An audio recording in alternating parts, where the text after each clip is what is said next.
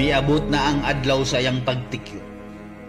O kita makapuhuway gikan sa inadlaw nato nga gimbuhaton.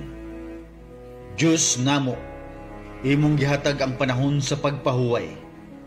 Ug kami magapasalamat kanimo sa way katapusan mong pagtabang ug pagpanalipod kanamo karong adlaw. Pasaylua kami sa among pagkamasalaypon ug ablihi ang among mga kasing-kasing alang sa pagpasaylo. Wada ang nga kakulian nga kanamo nagsamok ug dada ang kalipay ni adtong nagsubok.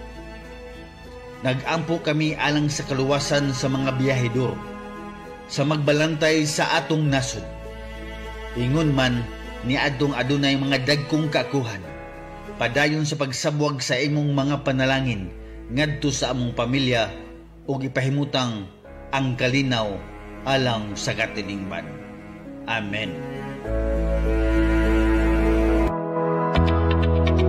Nagpaminaw ka sa estasyon DYRB, usa ka komersyal nga sibianan nga gipanag-iya o giduma sa Radio Audience Developers Integrated Organization Incorporated.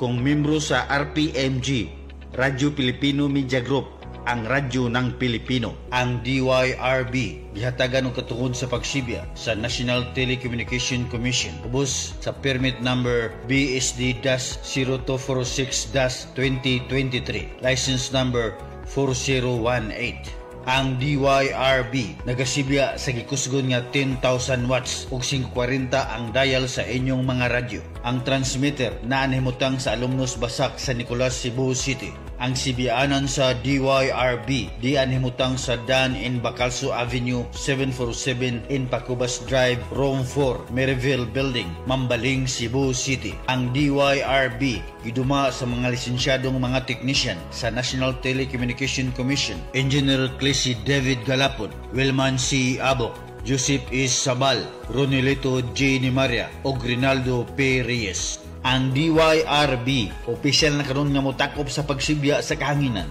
ug mobalik ugma sa pagsibya sa alas 4 ang takna sa buntag. Mga higala, ang atong nasudnong awit.